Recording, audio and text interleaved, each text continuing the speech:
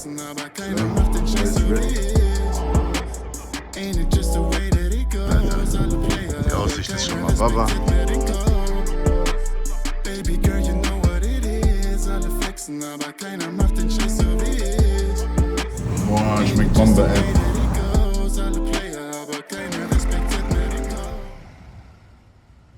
So, ich bin in meinem Hotel angekommen. Ey, ich wollte eigentlich nur eine chillige Unterkunft. Ich habe eine komplette Wohnung bekommen. Ich kann kochen, ich habe eine Küche. Das hört hier überhaupt nicht auf, Alter. Wollt ihr mich verarschen? Hier geht's einfach nur weiter. Ins Bad. Schrägstrich Doppelbett. Das ist da nicht zu fassen. Für ein Apfel und ein Ei. Der Buxi, der dreht durch hier. Geil, Alter. Und auf dem Dach gibt's einen Pool. Und eigentlich müsste ich direkt am Strand sein. Ich muss mal gucken, wie nah der ist. Aber ich gehe jetzt erstmal duschen und dann sehen wir uns draußen. So, frisch geduscht. Ich bin aber sowas von fertig, Alter. Ich fühle mich wie auf Drogen, diese Übermüdung. Jetzt auf jeden Fall erstmal was essen.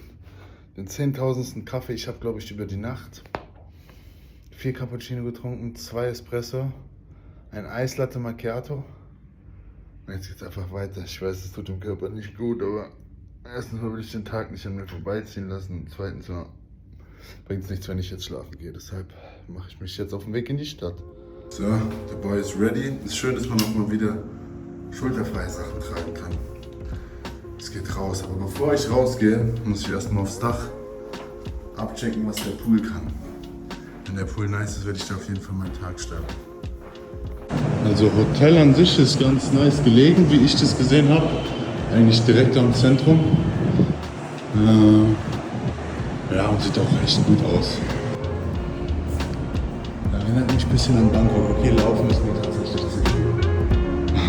Ich hatte mir vorgenommen, 2-3 Tage in der Hauptstadt zu bleiben, mich ein bisschen zu akklimatisieren und der Reise endlich mal mein eigenes Tempo aufzudrücken. Aber eigentlich rief die Natur schon wieder nach mir und ich wollte mich gar nicht lange in Colombo aufhalten.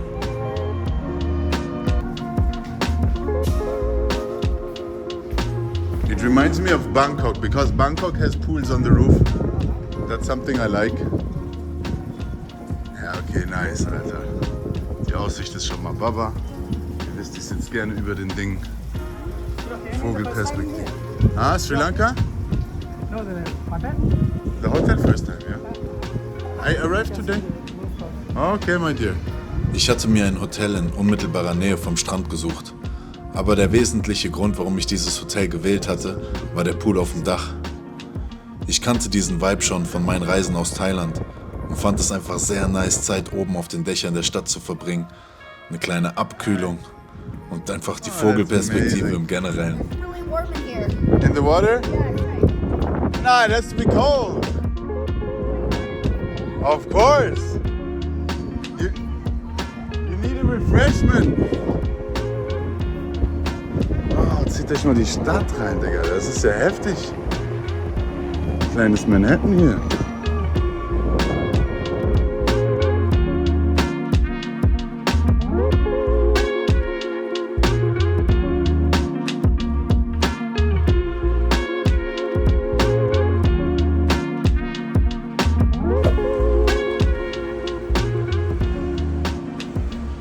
Ich liebe es, durch neue Städte zu laufen, Gassen zu erkunden, um mir überhaupt erstmal einen Eindruck zu verschaffen, wo ich hier bin und was hier überhaupt geht.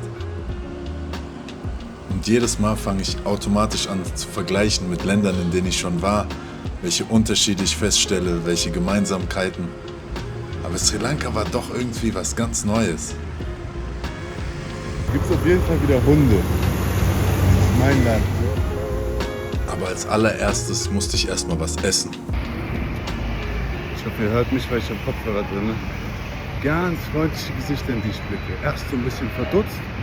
Was macht der Riese hier? Ich bin halt tatsächlich in den letzten 2 Ländern einfach immer automatisch der Größte gewesen. Aber wenn ich dann ein leichtes Lachen auflege, grinst dann jeder an.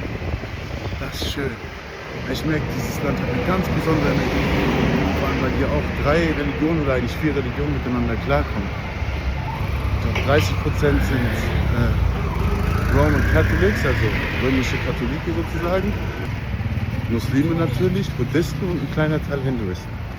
Oh, da ist auf jeden Fall schon ein buddhistischer Tempel. Ich bin bleiben. Von all meinen Reisen nach Asien bisher kann ich wirklich sagen, dass mir diese Art zu leben wirklich sehr gut gefiel.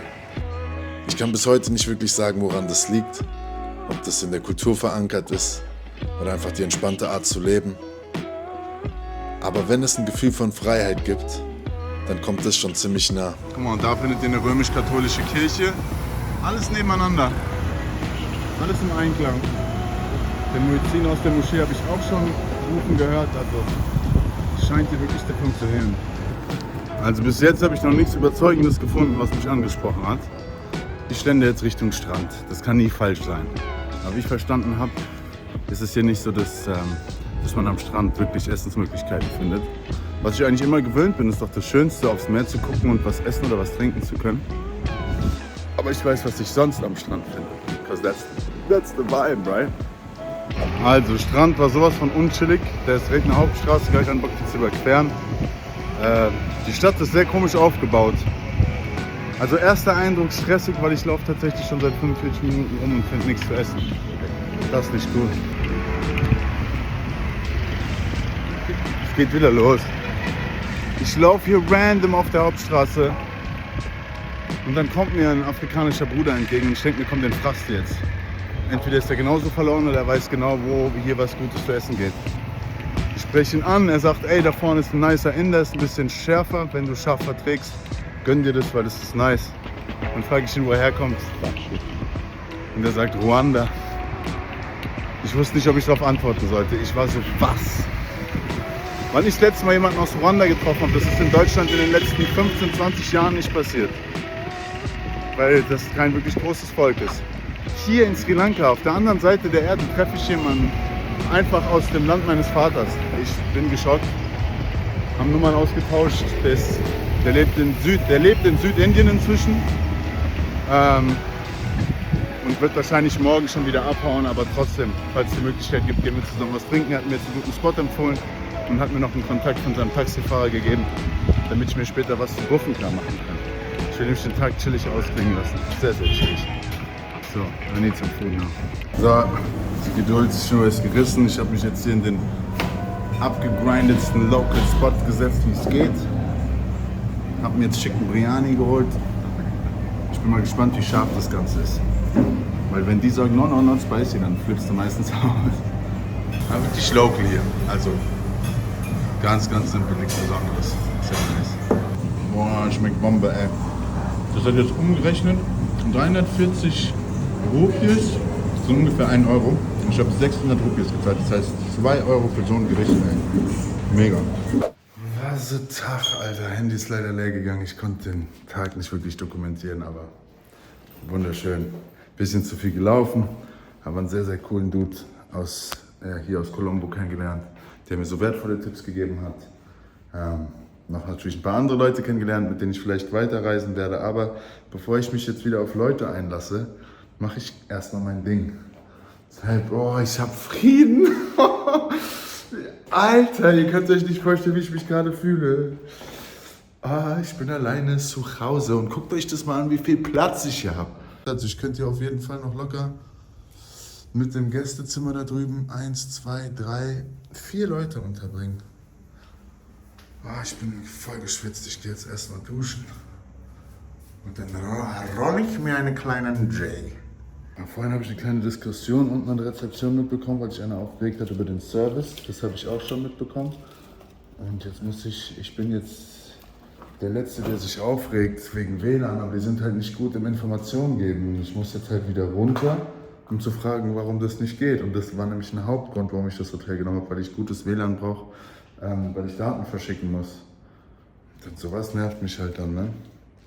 Aber ja, zu meinem Tag, ich habe einen wirklich sehr, sehr geilen Typen kennengelernt, der mir aber auch ein bisschen, ohne dass er es gesagt hat, der hat seine Frau verloren durch Corona, auch seine ganze Familie in den letzten Jahren, und der hat 2 Söhne, einer 8 Jahre alt, einer 4, und er weiß nicht genau, wie er sie ernähren soll, weil er eigentlich Tourguide ist, aber er hatte einen Schlimmrollerunfall, ist am Humpeln, und dann habe ich mich einfach entschieden, mit ihm in den Supermarkt zu gehen. Wir haben gerade einen riesen Einkauf gemacht, Und das ist krass, weil er hat mich nicht mal nach Geld gefragt. Er hat gefragt, könntest du mir ein bisschen Reis kaufen und ein paar Kartoffeln und Soßen, dass ich was für meine Kinder machen kann. Und so kriegt ihr mich immer. Also das ist ein Riesenunterschied, ob man nach Geld fragt, weil du nie weißt, was die Person mitmacht. Aber wenn mich jemand nach Essen fragt, werde ich nie Nein sagen. Und das hat mir so gut getan. Das ist wohltuend, wenn man in der Position ist, dass man weiß, man kann jemandem einfach wirklich eine Woche Essen im Kühlschrank rationieren. Oder man kann dazu beitragen, dass es einer Familie eine Woche lang gut geht und dass die Kinder zu essen haben. Und ich bin happy, dass ich das gemacht habe. Das Einzige ist, was ich gekauft habe. Für mich selber ist ein Wasser, große Wasserflasche, weil ich nicht genug trinke und ein Mango-Juice, weil ich habe wirklich in den letzten Wochen gegessen wie eine Sau und ich muss ein bisschen runterfahren, auch vom Zucker. Hey, mir ist gerade was aufgefallen und das ist ziemlich krank. Wir haben nämlich knapp für 15.000, 16.000 Rupias eingekauft und ich habe mal nachgerechnet, was das ist. Und was wir in den Tüten hatten, war jetzt wirklich nicht viel und man würde ja erwarten, gerade wenn man mit Euros hier kommt, dass man mehr von seinem Geld hat. Aber ihr müsst auch immer aus der Sicht der Einheimischen denken. Wir hatten vielleicht 3 einigermaßen gefüllte Tüten, aber mit Grundnahrungsmitteln. Das heißt Reis, Kartoffeln, Gemüse. 2 Schokoladentafeln für seine Söhne haben wir gekauft. Und 15.000 oder 16.000 Rupias, wenn ich gerade nicht komplett im Arsch bin, sind knapp 50 Euro. Und es geht mir nicht darum, was ich gerade ausgegeben habe, sondern mir wird jetzt gerade bewusst, dass diese Menschen hier kaum überleben können, weil die Inflation so hart ist, dass die Lebensmittelprodukte einfach sich verzehnfacht haben müssen oder verfünfzehnfacht. Wie soll denn jemand, der im Monat 400 Euro verdient, das ist hier ein durchschnittliches Gehalt, für 50 Euro einkaufen und dieses Essen überhaupt eine Woche einteilen kann? Die haben gar keine 50 Euro. Das ist krass. Das ist echt krass. Umso mehr bin ich dankbar, dass ich das machen kann. Aber für 50 Euro hat der nichts bekommen im Supermarkt.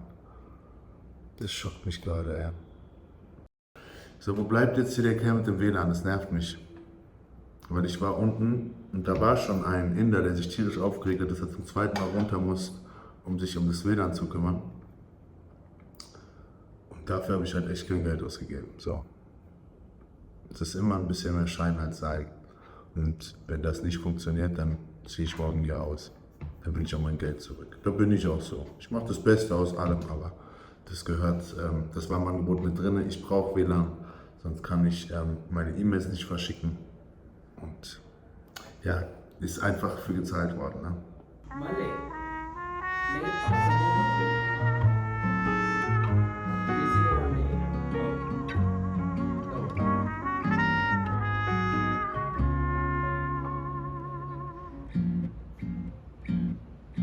Das ist doch bekloppt, ey. Ich bin jetzt da zum 3. Mal runtergelaufen. Das glaubt ihr nicht, ey. Wenn das jetzt nicht gleich funktioniert, dann check ich hier aus. Ich habe seit 48 Stunden nicht gepennt, Alter. Ich muss noch Sachen wegschicken, die kriegen es nicht geworden. Und so verging mein erster Tag in Colombo. Nach stundenlangem Rumbasteln und mehrfachem an der Rezeption anrufen, ging das Internet dann doch letztendlich. Okay, Baxi ist wieder auf den Straßen.